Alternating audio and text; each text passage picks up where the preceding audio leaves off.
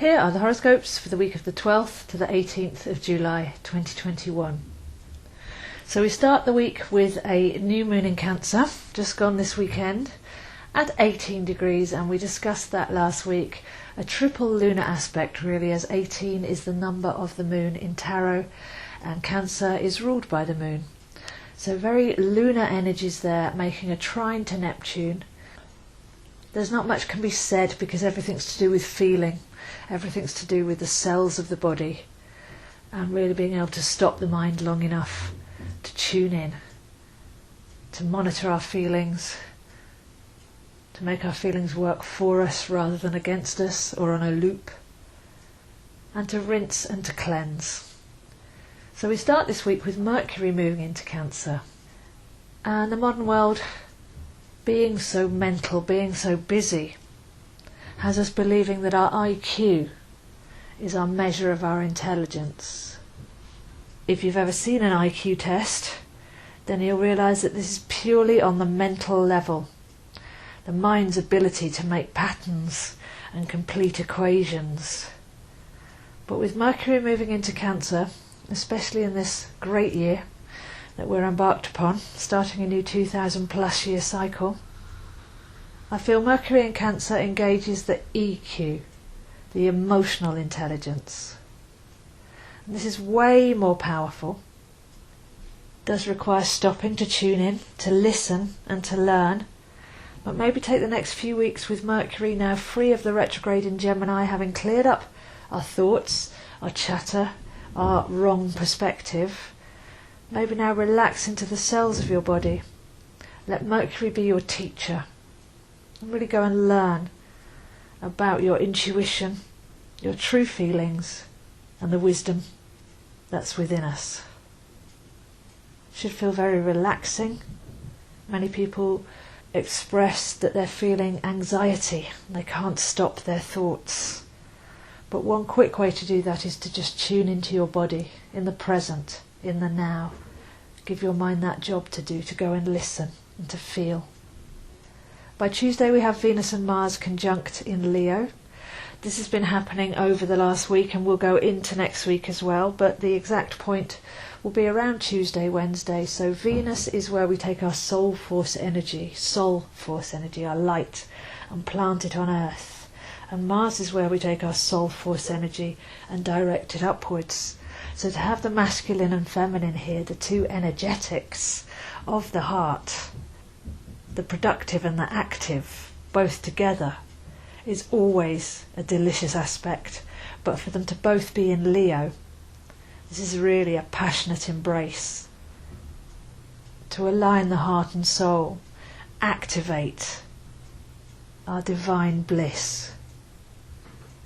So very, very golden energy here with Mars and Venus together, firing up and energizing our centre. Last week this was slightly challenged by an awkward aspect between Saturn and Uranus being squared off and together forming a T-square. But that awkward aspect starts to fade now, so we can take the lessons that we learnt, any frustrations, any challenges that came up, and purge them through the heart fire, because there's a sense of purity here and rebirth. By Wednesday, Mercury makes a trine to Jupiter. That's a harmonic aspect, as Jupiter's just tipped into Pisces, soon to go back into Aquarius. So Mercury at the beginning of Cancer, Jupiter at the beginning of Pisces, both water signs, really helping connect with that emotional intelligence. They're singing out tones of truth, integrity, and wholesome mastery. So here we really do have an opportunity to master the mind through cleansing the emotions, as Jupiter is sovereign mastery and Mercury is the processing mind. So we can have a look maybe at what our thoughts are creating in our cellular body and doing a deep cleanse there. Now that the Mercury retrograde has delivered its mental aspect, we can clear out anything that's caused to be a retention in the cellular body. And this works perfectly because Chiron turns retrograde at 12 degrees Aries until December on Thursday. So this is all working really well together, because they say Chiron is the wounded healer and Aries is the child of the zodiac. Many wounds are actually from our childhood, where we can then take something that's happened and, instead of learning the lesson and growing up, internalize that, take it personally, and maintain this constant inner wounded child. So from now until mid-December, with this retrograde, there's a lot of healing of the inner child and the victim, to raise up that power, to become the spiritual warrior that you were always here to be, and to let go of some of those stories and personal experiences that have been taken way too seriously and for far too long. So this really is the journey of the Fool. The Fool travels light, having taken the seed of awareness forwards and rinsed the baggage away.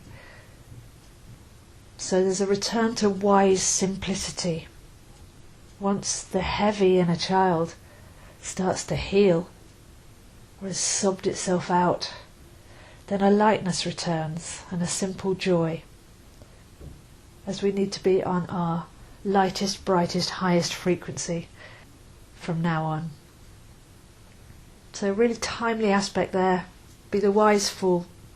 Choose simplicity. Take the seed of awareness and let go of the baggage. And by the weekend we have a super powerful aspect, as the Sun is opposite Pluto. So oppositions are a very powerful time to bring two opposing aspects into balance. A classic opposition is a full moon, when the Sun and the Moon are opposite, and we realise that things can come up from the depths for clearing. So it's not hugely comfortable, but it's very cathartic, it's very purging to work with an opposition. Now if we look at the connection between Sun and Pluto, they're both about our expression of power. The Sun is our daily life force energy expression. The light cells in our body pulsing, energizing, animating us to go out and express and to act and to create. And Pluto is the deep alchemical spiritual energy field. So here it feels in the potent darkness of all that is.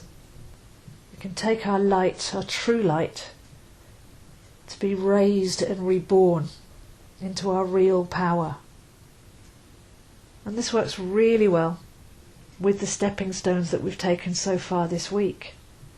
So we can see there's a connection to our emotional intelligence. There's a firing up of the passion of the heart and soul. There's aligning with our integral mastery, having the strength to go and heal the wounds of the inner child. Become the light-footed fool that steps off the cliff with true knowing.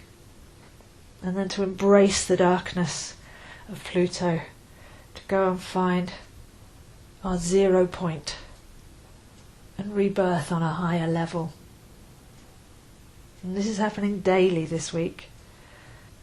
So if you'd like to see where this is happening for you, I am available to plot this in your chart to see what expression this has for you, because each sign and each house in your chart will mean this is happening in a different part of you. There's a different place of you that can be healed or purged or activated according to your divine soul plan. So please do contact me, zoeastro@gmail.com. I'm happy to have a chat, create a session or a series of sessions to really work deeply on whatever it is that you're ready to focus on. I post daily on Facebook @AstroZo, Instagram @ZoeHines7, and these videos and more are on my YouTube channel, Zoe Astro, and this week there will be the Leo episode of Transcending the Negative Mind, if you'd like to tune into that. So as we can see, the energies don't stop, they just shift and morph and change form, but we are given